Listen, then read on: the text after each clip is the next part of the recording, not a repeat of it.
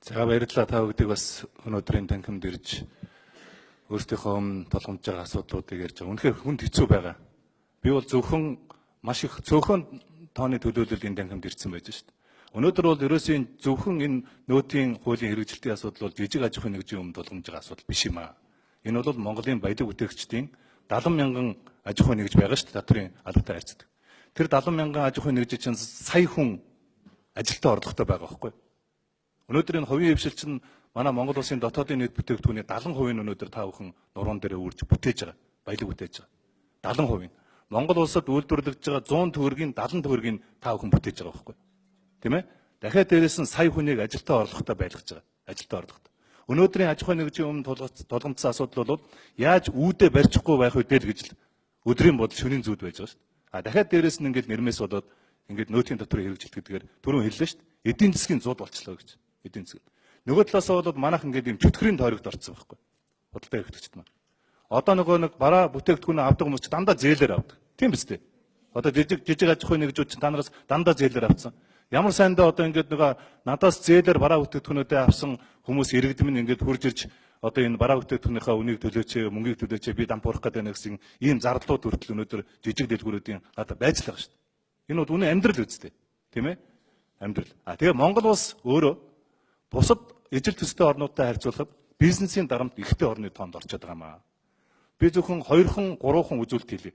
2012 онд бизнес эрхлэх орчноороо бид нэр 65 багтажсэн бол одоо өнөөдөр бид нар 80 руу орсон байж байна. 15 байраар өнөөдөр ухарсан байж байна. Өнөөдөр энэ олон улсын байгууллага өнөөдөр судалгаа хийгээд энэ үзүүлэлтээр хоцорсон байна гэж тодорхойлчлоо.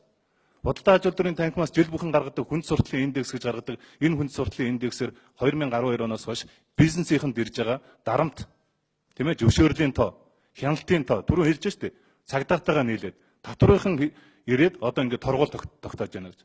Монголын нэг аж ахуй нэгжид ирж байгаа төрийн дарамт жил бүхэн ирж байгаа судалгаагаар бол нэг аж ахуй нэгжид 10-аас 15 төрлийн шалгалт дарамтууд ирдэг гэж байгаа байхгүй.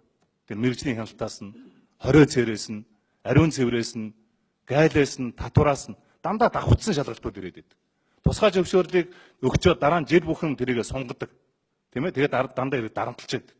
Ийм дарамттай орчин байгаа гэдгийг бүгдээрээ мэдэрч байгаа. Тэгэхээр одоо энэ улсын их хурал дээр бид нар чинь өдөр бүхэн шаардж байгаа зүйл бол энэ хяналтынхаа тухай хуулийг батлаад өгөөч. Энэ зөвшөөрлийнхаа тухай хуулийг батлаад өгөөч. Энэ аж ахуй нэгжүүдийнхаа бизнесийн орчныг яах нэг аятайхан болгоод өгөөч гэж бид нар өдөр бүхэн хэлж байгаа. Түр ийм төрөмгий байж болохгүй үстэй. Тийм ээ? Түр ийм дүлий байж болохгүй үстэй. Тийм ээ? Тэгэхээр өнөөдөр ингээд та бүхэдээ бас дуу хоолойгоо нийлүүлж ямар ч гэсэн хамгийн түрүүндийн толгомдсон байж байгаа нөөтийн хэрэгжилттэй холбоотой нэг аж ахуй нэгж дээр 2 сая төгрөгийн одоо дарамт ирж шít. Тэр касын машиныг авах. Дахиад интернетийн асуудал байж байгаа. Өчтөр манай нэг бодомжинд таарад нэг залуу надад хэлж илээ. Яг энэ додон буудлын дээр нэг жижигэн дэлгүүртэй. Тэгээ хүмүүс орж ирээд ингээд одоо талхыг нэгээр авдаг бас. Тэгээд бараануудаа нэг тусдаа авдаг болсон юм шүү дээ. Суглаанд оролцох гээд. Гэтэл тэр нөгөө нэг касны машинд хийдэг нэг цаас байна шүү дээ. Урлон цаас. Тэр чинь 800 төгрөг байт юм байна. 800 төгрөг. Одоо тэгэхээр ерөөсөө хүн бүхэн чинь талхаа тусдаа авна, бохио тусдаа авна, тийм ээ? Ингээд нөгөө баахан суглаанд оролцох гээд ингээд тэгэхэд 800 төгрөгөөр одоо баг 2 3 хүн үйлчлэх ийм цаас гарч ирж байгаа байхгүй. Тэр чинь эргээл нөгөө бизнес эрхлэгчтэй та бүхэн дарамт болчиход байгаа маа. Энийг бид нар бүгдээр ойлгож байгаа, мэдэрч байгаа. Тийм учраас бол энэ цаг алдалгүйгээр энэ хуулийн хэрэгжилттэй холбоотой асуудал дээр бид нар анхаарлаа хандуулах ийм цаг болсон гэдгийг хэлхийг хүсэж байна. За.